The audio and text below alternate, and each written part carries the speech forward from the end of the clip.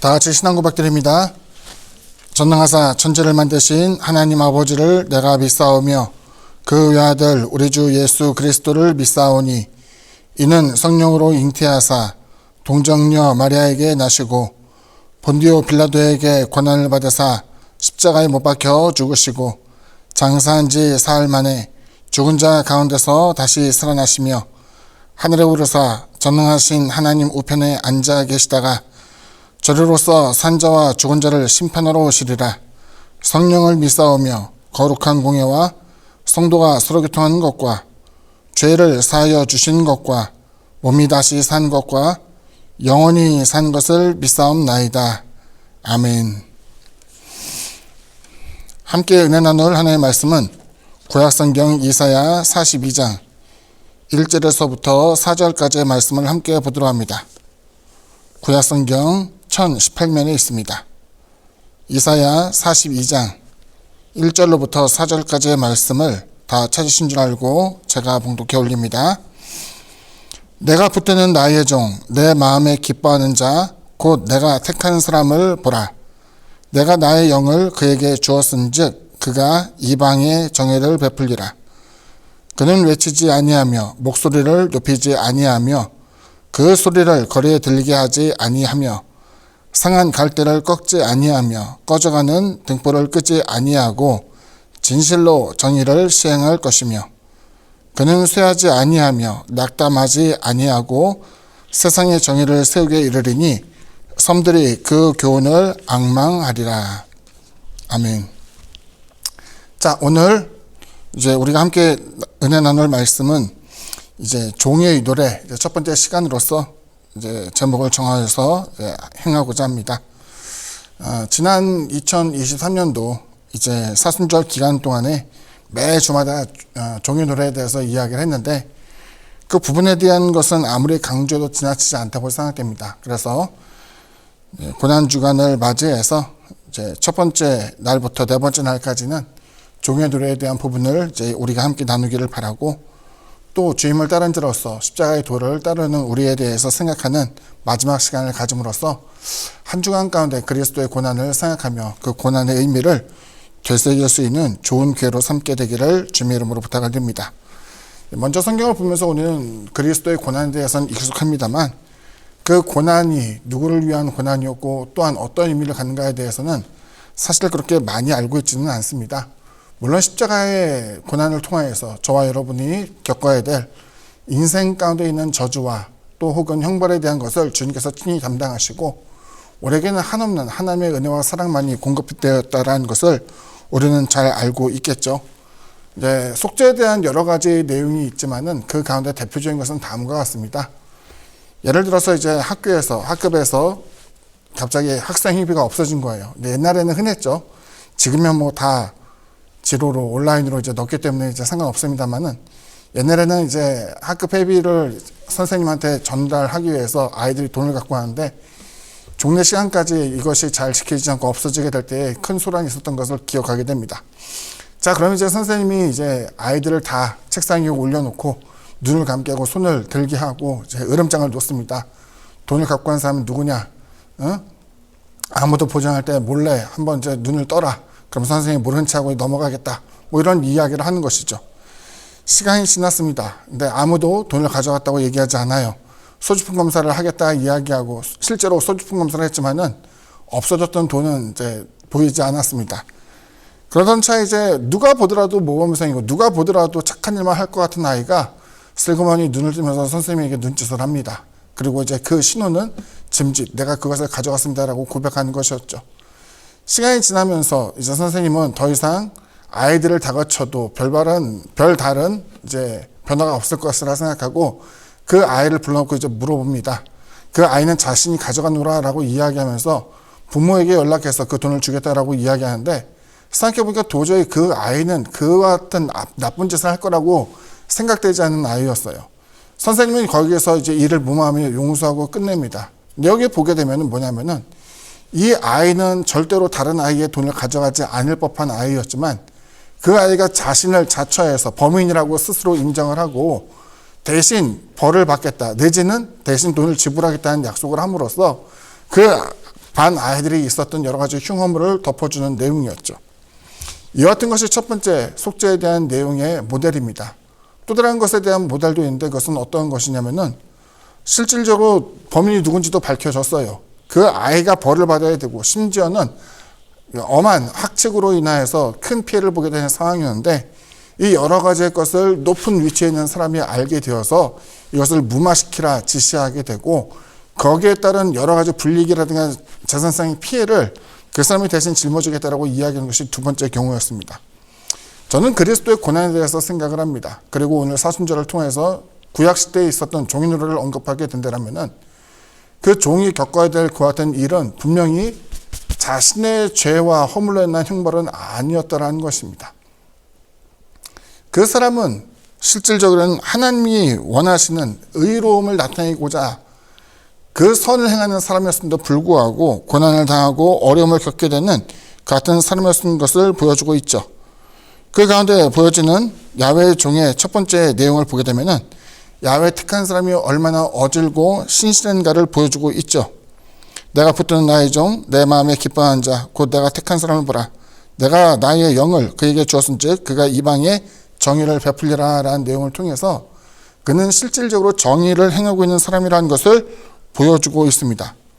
흔히 공의와 정의라는 것은 혼용되기도 하고 구별져서 사용되어지기도 합니다만 여기서 정의라는 것은 세세한 잘못에 대해서 엄한 징계를 가하게 되는 그래서 정말 날이 시퍼렇게 서있는 그 같은 것을 이야기한 것이 아니라 그 정의라는 것은 다른 사람에게 사용되어지는 또 여러 가지 상황 가운데서도 올바르게 그 일을 치르게 되는 그 같은 배려가 그 가운데 있다는 것을 이야기합니다. 이것은 사사로운 정의를 이야기한 것이 아니죠. 유대인뿐만 아니라 이방인에게까지 그 정의를 베풀게 된다는 것은 하나님이 세우신 올바른 기준이 신앙이 있느냐 없느냐에 따라서 휘둘리지 아니하는 그 같은 모습인 것을 나타냅니다. 편협한 유대교의 교리가 아니라 모든 이들을 위한 그 같은 배려로서의 정의를 이야기하고 있고 야훼를 택한 사람의 모습을 보게 되면은 그는 작은 공동체 의식, 예를 들어서 나는 올바른 사람이지만 먼저는 내 가정을 살피고 내 공동체를 살피고 내 교회를 살피고 내 지역사회를 살피고 내 나라를 돌본다 뭐 이런 얘기가 아니라 가정도 있겠고 공동체도 있고 사회도 있고 국가도 있겠지만 이 여러 가지에 대한 것을 휘둘리지 아니하고 범인류애적인 그 같은 모습을 보이게 되는 것을 나타내주고 있는 것이죠. 그러기 위해서 등장하는 사람의 모습을 보게 되니까 그는 어떤 사람인가 봤더니 우리가 보기에는 헛된 일을 하는 것처럼 보이지만 대단히 자애롭고 섬세한 사람인 것을 보여주고 있죠. 성경 말씀을 보게 되면은 그 사람에 대한 표현입니다. 그는 외치지 아니하며 목소리를 높이지 아니하며 그 소리를 거리에 들리게 하지 아니하며 상한 갈대를 꺾지 아니하며 꺼져가는 등불을 끄지 아니하고 진실로 정의를 시행할 것이며 정의를 시행하긴 시행하는데 그 사람은 마치 헛된 일에 대해서 도망한 사람 같아요. 상한 갈대는 어떤 의미냐면 꺾어진 갈대예요. 화초를 키우신 분은 아시겠지만은 정성스럽게 화초를 키운다 하더라도 잎이 한번 마르게 되면 그 마른 부위가 다시 되살아날 리는 없습니다. 그리고 화초를 돌보다가 잎사이가 딱 꺾어지게 되면은 꺾어진 그 순간부터 사실 그것을 잘라내야 돼요. 왜? 꺾어진 것을 아무리 붙이려고 하더라도 나뭇가지와는 사뭇 다르죠. 나뭇가지도 사실 꺾어지게 되면 다시 붙는 경우는 드물겠죠. 물론 이제 그 접목이라고 해가지고 이것을 깎아내서 다른 나무의 가지를 꽂아서 의도한 바와 같이 이제 어떠한 결실을 맺기 위해서 하는 경우도 있겠지만은 상한 갈대는 이미 한번 꺾여지게 되면 다시 붙일 수 없어요. 그런데 여기서 보면은 상한 갈대를 꺾지 않는다. 다시 말하면 뜯어내지 않는다는 그 모습에서 자유로움이 얼마나 큰가를 보여주고 있죠. 꺼져가는 심지 기름이 다녀서 꺼져간다고 한다면은 꺼질 때의 그 약간의 남는 연료로 인하여서 그 흐름만 이제 자꾸 생기게 됩니다. 그래서 이제 그 심지를 끌 때는 좀 단호하게 꺼야 돼요. 잘라내거나 혹은 이것을 끄게 될 때에 신속하게 꺼야만 그 흐름이 덜하겠죠. 근데 이제 꺼져가는 심지를 끄지 않는다라는 그 모습에서 그와 같이 엄벌을 가하거나 혹은 가능성 있는 그 사람에 대해서 처단하게 될 때에도 이 같은 일들이 사실은 굉장히 지난하게 이루어지게 된 것을 보여주고 있죠. 경솔하지 않다라는 것으로도 이해할 수 있습니다만은 여기는 내용을 쭉 보게 되면은 이 사람이 얼마나 어질고 자애로운 사람인가, 희망이 없어 보이는 사람에게도 또다시 희망의 불꽃을 태울 수 있도록 기회를 주고 또다시 시간을 두면서 다시 두 번, 세 번 생각하는 그 같은 주도 면밀함에 있다는 것을 보여주고 있습니다. 우리는 회개에 대한 것을 거론할 때마다 회개에는 반드시 합당한 열매를 맺어야 되는 것을 알고 있어요. 그래서 시간을 두고 그 사람의 됨됨이를 평가하곤 합니다. 사실 무 자르듯이 과거의 악습으로부터 완전히 벗어나는 경우는 정말 더할 나위 없이 훌륭한 모습이겠습니다만 보통의 경우는 두 번, 세 번 자신의 잘못과 허물에 대한 일들이 반복되게 일어나는 경우가 많아요. 그때마다 사람들은 이야기합니다. 미련하다. 그리고 저 기회를 준 사람에 대해서도 때로는 비난하기도 합니다. 사람은 고쳐서 쓰지 못한다라고 이야기하면서 그 같은 기회를 주고 혹여 우유부단한 태도와 모습을 보이게 되면은 그 부분에 대해서 질책하곤 하죠. 그런데 우리 어렸을 때 아이들이 용기를 내어서 걷는 모습을 보게 되면 참 대단한 것 같아요. 어린아이가 기어다니다가 서게 되고 그 서게 된 이후에 얼마 되지 않아서 첫 발을 내딛게 될 때에 부모들은 그 모습을 보면서 굉장히 기뻐합니다. 근데 처음 거는 것도 잠시이고 사실은 수십 번 넘어지게 되죠. 하지만 넘어짐 속에서 어떻게 됩니까? 성장하는 것이고 그 성장을 통해 가지고 그 아이는 나중에는 부모의 도움 없이 걷기도 하고 뛰기도 하며 성장을 하면서 이제 어디에서도 불안해하지 않는 올바른 걸음걸이와 뛰는 모습을 통해서 부모의 마음을 크게 기쁘게 하곤 합니다. 여기에 보여지게 되는 것은 바로 그 같은 것이죠. 저는 사실은 굉장히 모진 사람 중에 하나입니다. 특별히 이제 제 가족에 대해서는 제가 좀 모질게 대할 때가 있어요. 행여나 아이들을 훈육시킬 때에 있어서 조금은 더 엄격하게 훈육을 하기 때문에 때로는 아내로부터 이제 좀 좋지 않은 비난을 받기도 하죠. 목회자다 보니까 자기 자식에 대해서는 굉장히 냉혹하고 타인에 대해서는 관대한 경우가 많고 사실 그 부분 때문에 그 가족들로부터 때로는 이제 미움을 받기도 했죠. 지금은 이제 어느 정도 풀렸다고 생각됩니다만 시간이 지나면서 또 타인에 대해서 권면을 하면서 느끼게 된 것은 이런 것이었어요. 어떤 알코올 중독자가 있었습니다. 그리고 그 사람에게 이제 신앙생활을 하면서 돕고 있는 아내의 모습이 있었는데 모습을 보면 참 안타까웠어요.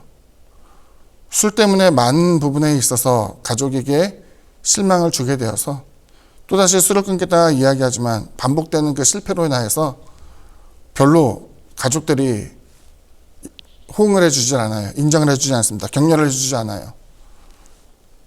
또 마찬가지로 술을 끊었다라고 이야기합니다만 몇 달이 안 돼서 혹은 몇 주가 안 돼서 다시 술을 하는 모습에서 뒷바라지하던 그 아내에게서 이제 상담에 대한 요청이 왔어요. 목사님 정말 힘들어요. 어떻게 됩니까? 옛날에 저희 모습이라고 한다면 아마 단호하게 얘기했을 거예요. 더 다그치시고 더 책망하시고 더 각오를 다질 수 있도록 체근하시면서 좀 바꿔봅시다 라고 얘기했는데 한 번은 이제 라디오 프로에서 이런 얘기를 들은 적이 있어요. 사람이 중독에 빠진 이유 가운데 하나는 뭐냐면은 주위 시선을 못 견딘다라는 거예요.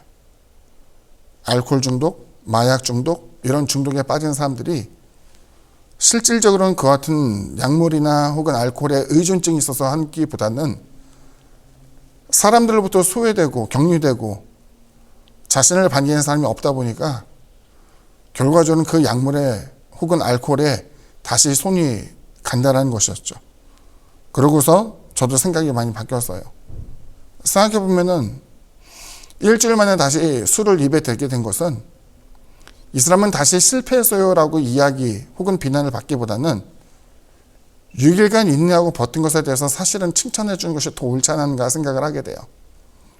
애썼구나, 노력했구나. 정말로 약속을 지키기 위해서 몇 달 동안 고민하면서도 지켜왔구나. 그리고 다시금 입에 술을 댔을 때에 얼마나 힘들었으면 다시 이렇게 했을까? 독려해주고 또다시 힘을 가지고 다시 끊을 수 있는 발판을 마련할 수 있도록 돌봐준 것이 더 나았다라는 생각을 하게 돼요. 저는 상갈대를 꺾지 않고 꺼져가는 심지를 끄지 않은 그 모습에서 이와 비슷한 것을 발견하게 됩니다. 하나님께서 만드시는 그 같은 새로운 시대라고 하는 것은 어떤 세대의 사람들을 하나님께서 미워하시고 징계하시사 싹 갈아엎으시고 새로운 신세대의 사람으로서 채우는 것이 아니라 마치 상갈대를 꺾지 않은 것처럼 꺼져가는 심지를 끄지 않은 것처럼 그렇게 신실하게 희망을 잃지 않고 소망을 잃지 않고 행하는 그 모습에서 찾아볼 수 있더라는 것이죠. 4절 말씀이죠. 그는 쇠하지 아니하며 낙담하지 아니하고 세상의 정의를 세우기에 이르리니 섬들이 그 교훈을 방망하리라. 전에도 얘기했습니다만 하나님의 택함을 받은 사람은 마치 초자연적인 능력을 가진 슈퍼맨으로 우리가 이해하기 쉽습니다만 그것은 큰 일을 행하는 사람으로만 평가되는 것이 아니라 계속 하나님의 일에 대해서 낙망하지 않고 낙담하지 않고 끊임없이 그 일에 대해서 골머리에 생각하면서 결과적으로는 행하고자 하는 일을 이루게 되는 것을 보여주고 있습니다. 고난이 있지만 또 연단도 있지만 그 고난이 그냥 단순히 삶에 있어서 장애와 어려움을 이야기한 것이 아니라 무엇인가를 이루고자 할 때에 얻어지는 진통, 예를 들어 아이를 출생시킬 때에 생겨나게 되는 그 산통의 고통은 목적이 있는 고난이었죠. 목적이 있는 고난. 그냥 고난을 이야기하는 것이 아니라 여기서 고난당하는 주의 종이 받게 되는 그 같은 많은 어려운 일들은 이 사람을 낙담시키는 데 있어서 어떠한 영향을 주지 못하고 결과적으로는 이것을 꿋꿋이 이겨냄으로써 소망을 이루게 되는 것을 우리에게 보여주고 있죠. 그렇기 때문에 저는 이 내용을 보면서 우리 역시도 고난당하는 주의 종, 곧 그리스도 예수의 모습을 닮아가는 살아야 되는 것을 보여주고 있죠. 여기 보여질 때에 이사야에서 읽혀지게 되는 주의 종은 바로 고레스 왕 혹은 다리오 왕, 아닥사스닥 1세 이런 것들을 이제 이야기하기도 합니다만 여기서 보여주는 하나님의 종은 때로는 유대인이 될 수도 있고 이방인이 될 수도 있고 또 성경에서는 주님을 지칭하기도 하고 또 예수를 믿는 저와 여러분을 향하고 있다는 것을 보여주기도 해요. 우리 역시도 삶을 통해서 크고 작은 고난을 겪게 되지만 그 속에서도 정의를 시행하는 데 있어서 낙담하지 않고 또 우리가 불굴의 주의 종이 되어서 이와 같은 일을 잘 읽어나갈 수 있는 저와 여러분 되기를 주님의 이름으로 부탁을 드립니다. 기도합니다. 사랑해 주님 감사합니다. 야훼 택한 사람이 누군가에 대해서 다시 한번 생각합니다. 하나님의 영이 그에게 임하게 될 때에 사사로운 정에 이끌리지 아니하고 세상의 정의를 세우게 된 것을 우리는 보게 됩니다. 우리 역시 사람을 보면서 실망하기도 하고 또 기뻐하기도 합니다만 하나님의 소망을 마음가운데 품음으로 말미암아 낙담하지 아니하고 하나님의 선한 일들을 온전히 이뤄나갈 수 있도록 은총을 허락하여 주옵소서. 세상의 정의를 세우는 것이 바로 우리들의 목표입니다. 주님의 십자가 사랑을 펼치는 것이 또한 우리의 사명이기도 합니다. 그 여러 가지 것을 선한 마음으로 또 신실한 주님의 모습을 본받아 이뤄나갈 수 있는 우리가 될 수 있도록 주님 주장하여 주옵소서. 예수님 이름으로 기도드립니다. 아멘. 하늘에 계신 우리 아버지여, 이름이 거룩히 여김을 받으시오며 나라가 임하시오며 뜻이 하늘에서 이루어진 것 같이 땅에서도 이루어지이다. 오늘 우리에게 일용할 양식을 주시옵고 우리가 우리에게 죄 지은 자를 사하여 준 것 같이 우리 죄를 사하여 주시옵고 우리를 시험에 들게 하지 마시옵고 다만 악에서 구하시옵소서. 나라와 권세와 영광이 아버지께 영원히 싸움나이다. 아멘.